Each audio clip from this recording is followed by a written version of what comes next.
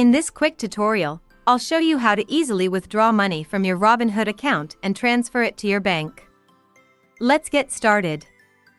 1. Log into Robinhood, access your account and view your available balance and investment chart. 2. Go to your profile, tap the profile icon in the bottom right corner to see your account details. 3. Check available funds, review your investable balance and the amount available for withdrawal. 4. Open the app menu, select transfers from the menu to start the withdrawal process.